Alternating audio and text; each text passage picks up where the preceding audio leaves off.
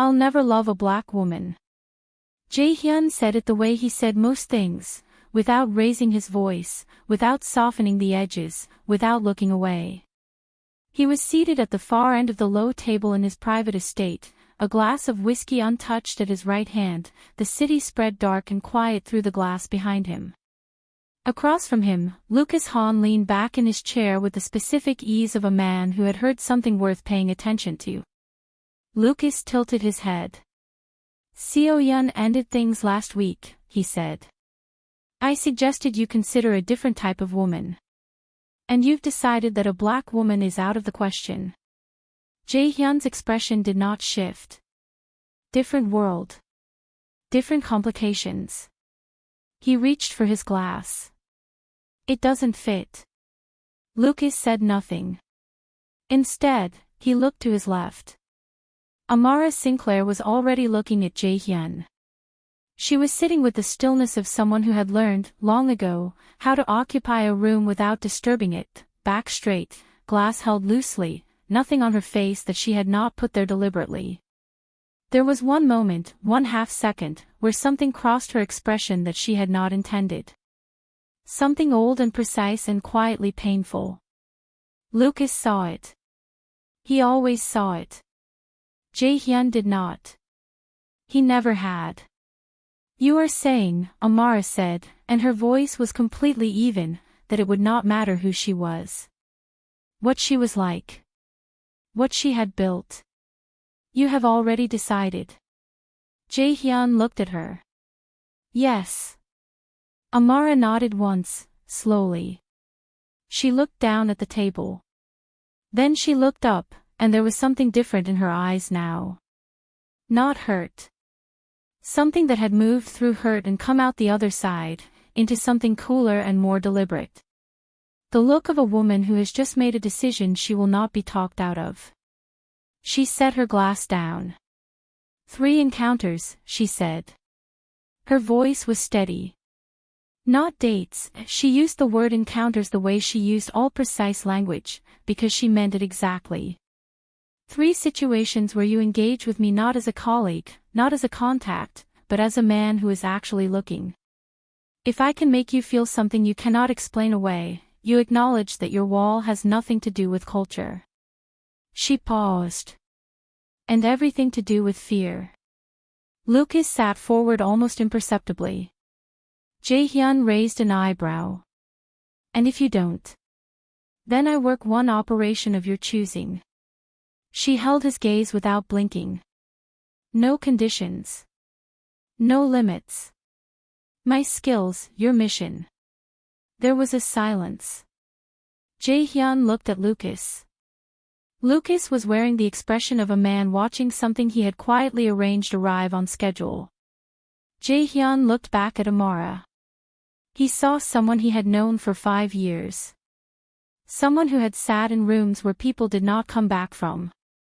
Someone he trusted with information that could end him. He saw his closest confidant, his most reliable ally, a woman whose presence in his world had always been entirely and obviously professional. He could not construct any version of himself that looked at her and felt anything his control had not already sorted, classified, and filed correctly.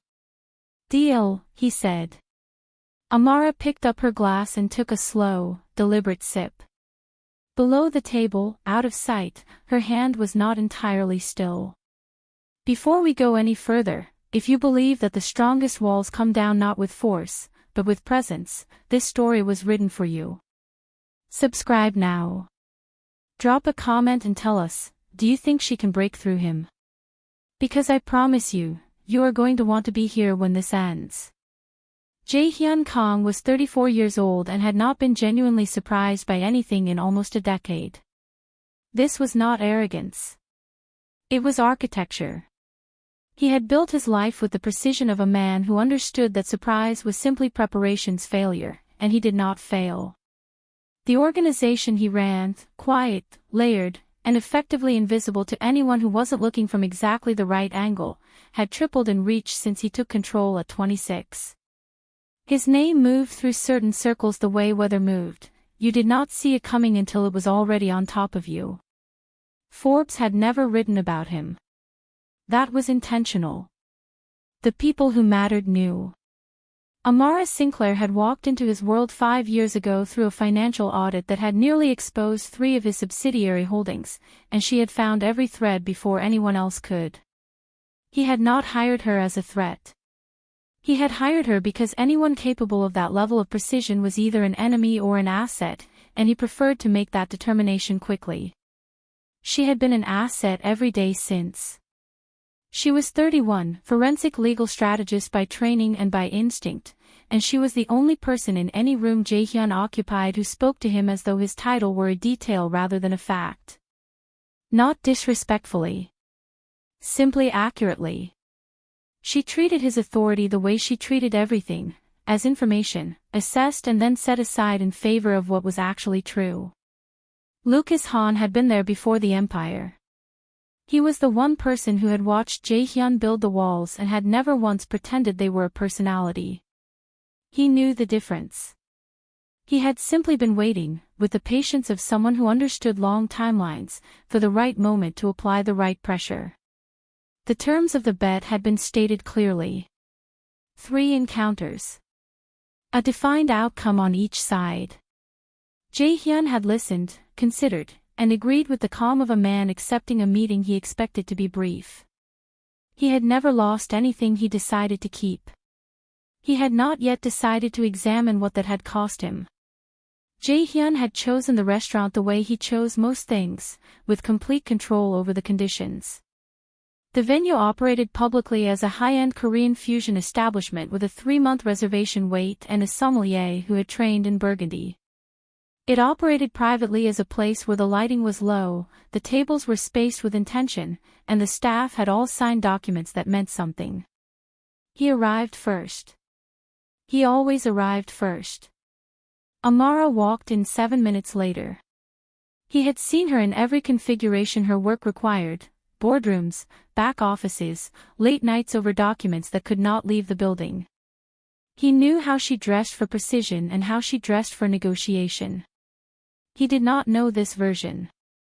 The dress was black, fitted without announcement, the kind of garment that did not ask for attention and received it entirely. Her braids were swept back clean from her face, and her earrings were simple and gold and moved slightly when she moved. She crossed the room with the same unhurried directness she brought to everything, sat down across from him, and opened the menu. The first 20 minutes were exactly what he had expected, efficient, familiar, the easy shorthand of 2 people who had shared professional proximity long enough to skip the surface conversation that he felt confirmed. This was simply dinner with a colleague in a different context. The bet was already won. Then she closed her menu, looked at him directly, and said, "Who were you before all of this?" The question arrived without preamble or performance. It was not provocative. It was simply precise, the way she was precise about everything, and it landed somewhere inside him that he had not been aware was undefended. He looked at her for a moment. Then he reached for his glass. "I built the business young," he said. "There isn't much of a before." She did not push. She simply looked at him with a quiet, unhurried expression, as though she had asked the question she intended to ask and was content to let it sit. It sat for the entire drive home. The threat came through at 10:47, while they were still at the restaurant. Jae-hyun read the message once, put his phone face down on the table, and said, "We need to move." Amara did not ask questions. This was one of the things about her that he had always noted without examining. She processed the shift in his register instantly and matched it, no hesitation, no friction. They were in the car in under 4 minutes. The safe house was 40 minutes east, a clean, unremarkable apartment above a dry cleaning business that no one connected to him publicly. Small kitchen, 2 rooms, provisions stocked for function rather than comfort. His security lead confirmed the perimeter by midnight. They would wait until morning. Jae-hyun sat at the narrow table with his phone and worked. Amara moved through the small kitchen with the quiet efficiency of someone who refused to be idle, and he ignored her until he couldn't, until the smell reached him, warm and specific and entirely out of place, and he looked up. She had found rice in the emergency stores and supplemented it with things she had apparently produced from her bag with the calm resourcefulness of someone who had learned long ago to carry what mattered. The room smelled of heat and spice and something he had no file for. "You don't need to do that," he said. She set a bowl in front of him without responding and sat down with her own. He ate. He did not intend to say anything further. Then, in the low quiet of a room that belonged to no version of his constructed life, he heard himself begin a sentence that started with "before I took over the organization," and he kept going. Something small. A mistake he had made at 22, a moment of spectacular miscalculation that had cost him badly and taught him more. A story he had told no one. He stopped when he heard what he was doing. Amara was already looking at him. That expression, soft, direct, completely without agenda. He looked down at the bowl. In the morning, they left without discussing any of it. She paused at the car door and said, simply, "2 more." He drove back in silence, 10 minutes past the point where he should have turned. Jae-hyun was back in his office by 9 the following morning. He had slept 3 hours, showered, dressed with his usual precision, and arrived before anyone on his floor. By 10 he had reviewed the overnight security report, cleared 2 decisions that had been waiting for his sign-off, and taken a call from his legal team about the faction situation, which had been contained cleanly overnight. Everything was exactly as it was. The machinery of the empire ran the way it always ran, on his attention, his judgment, his control, and he gave it all 3 without interruption. Amara crossed his mind at 11:15 for no identifiable reason. He returned to the document in front of him and continued reading. She crossed his mind again at 2, briefly and specifically, the expression she'd had in the safe house kitchen when she set the bowl down, the complete absence of performance in it. He closed the document and opened a different one. By the 4th day, he had developed a mild, continuous awareness of something unresolved that he had not yet named and did not intend to. He filed it under the bet, which was a pending matter that required completion. The second encounter had not been scheduled. That was an open item. Leaving open items unaddressed was not how he operated. He picked up his phone. He typed, "Second encounter. This week." He looked at it for a moment, then sent it. Her reply arrived in 12 minutes. "Saturday. I'll send the address." The address came through 20 seconds later. He read it. It was a neighborhood in the eastern quarter of the city, a name he recognized from logistics maps and nothing else. No restaurant attached to it, no venue, no coordinates that resolved into anything he controlled or had standing arrangements with.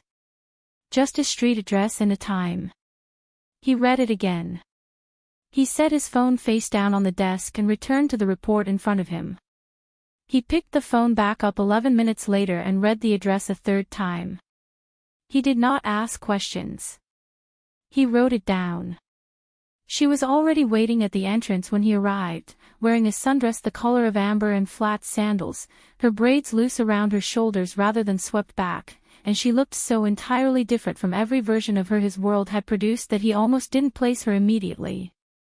Almost. The festival occupied 4 city blocks. Music came from 3 directions at once.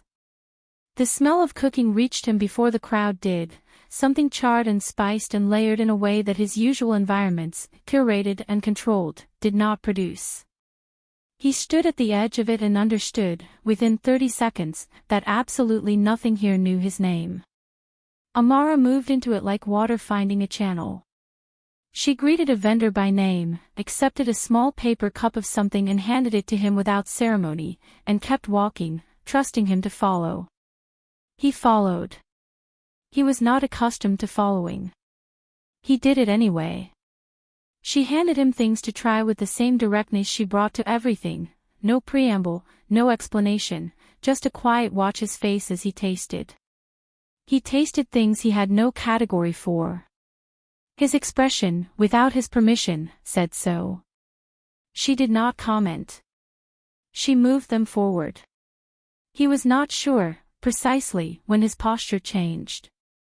But at some point the particular set of his shoulders, the one his lieutenants read as a signal, had quietly dissolved, and he was simply standing in a crowd on a Saturday afternoon, holding a paper plate, watching a man argue cheerfully with a woman over the correct amount of pepper in something that smelled extraordinary. The balloon drifted past him at knee height, trailing its string. The child it belonged to was 3 steps behind it, already upset.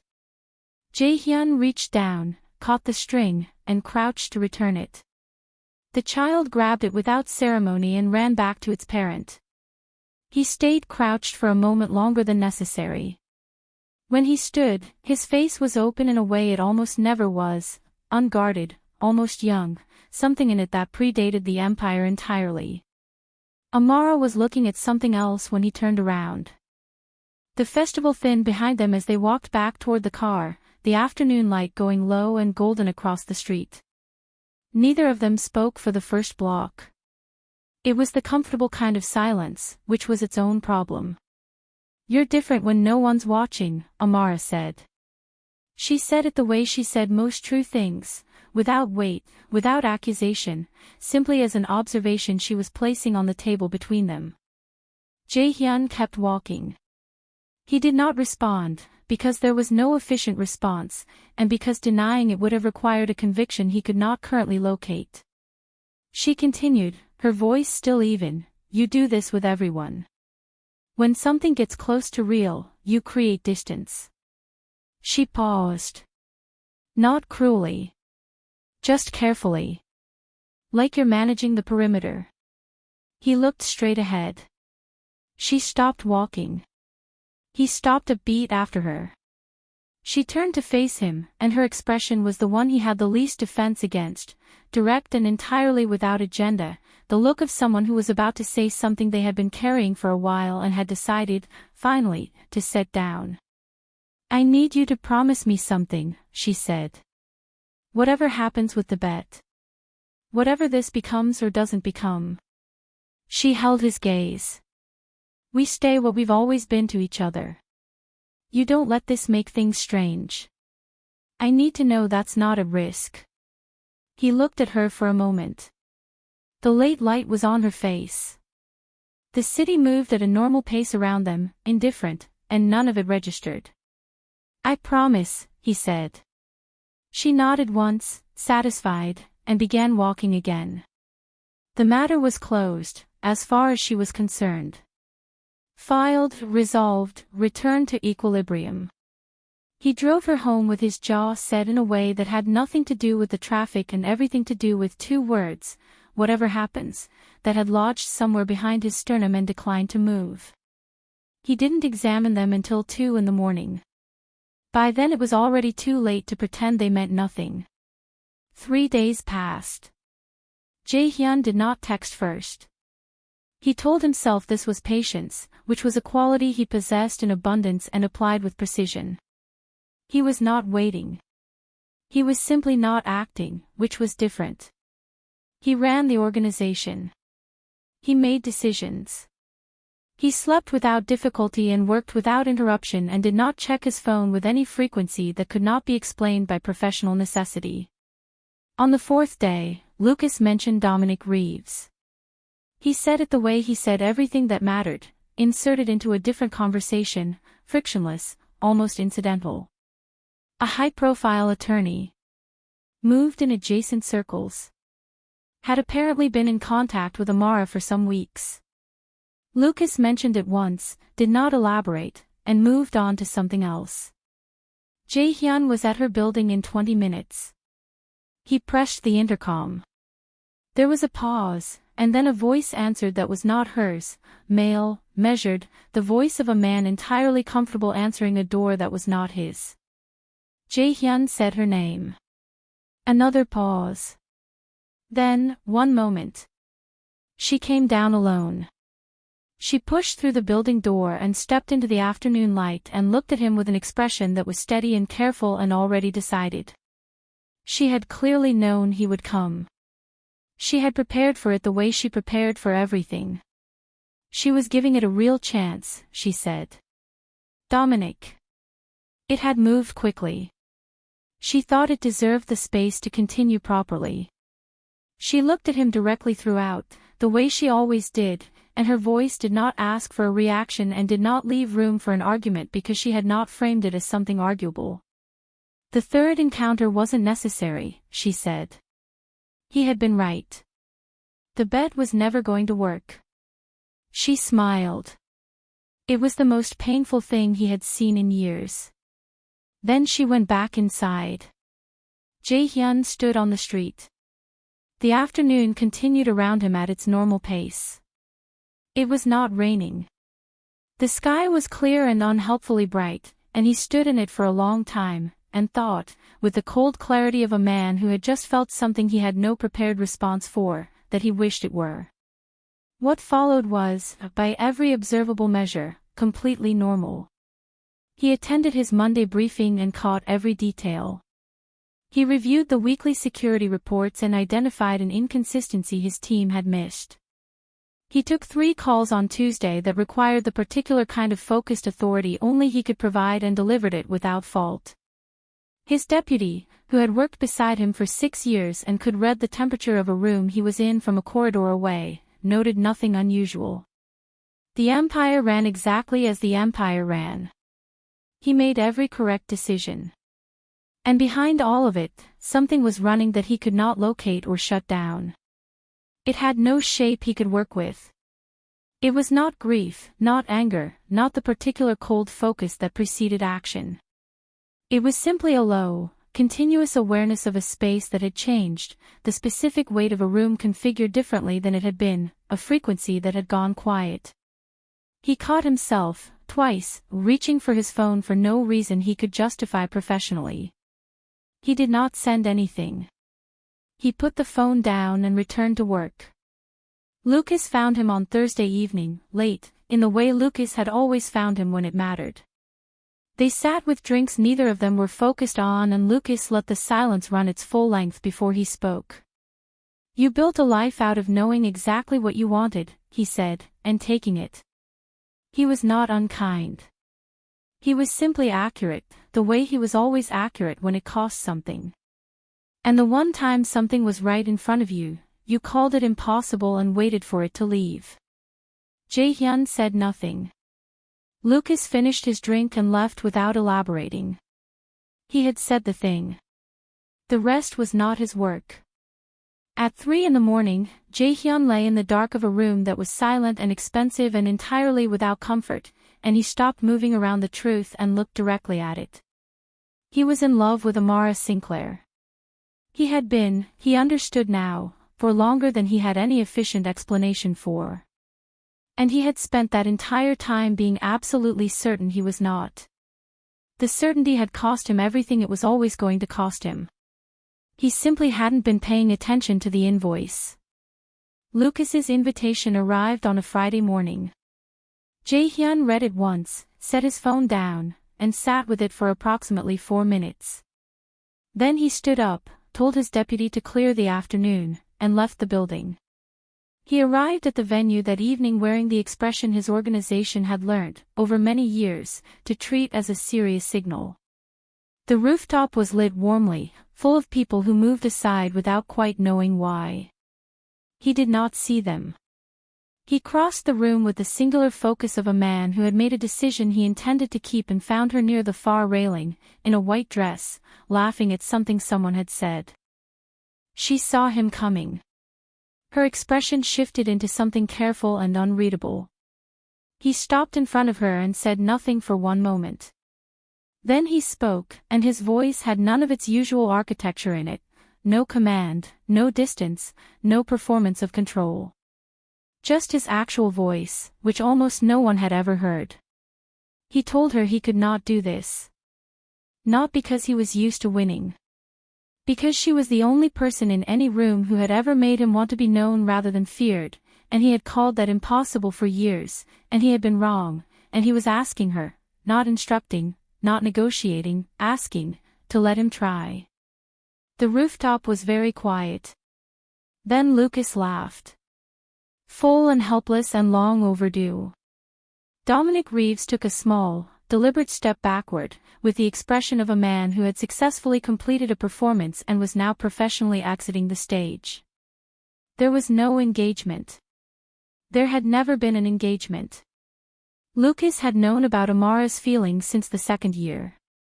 He had applied, as he put it, appropriate pressure at the appropriate time. Amara looked at Jaehyun with tears she did not attempt to manage, and said softly, "You lost the bet." He said, "I know." 2 weeks later he took her to a small West African Korean fusion restaurant and had 5 words written on the dessert plate in his own careful handwriting. She said yes before she looked up. 6 months after that they were married in a ceremony so quiet and deliberated made news in 3 countries. Lucas wept before the vows began. Jaehyun held Amara's hand and thought about a safe house kitchen and jollof rice and the first night he had told someone the truth about himself, and how it had not, as he had always assumed it would, broken anything at all. It had, it turned out, been the only thing worth building toward.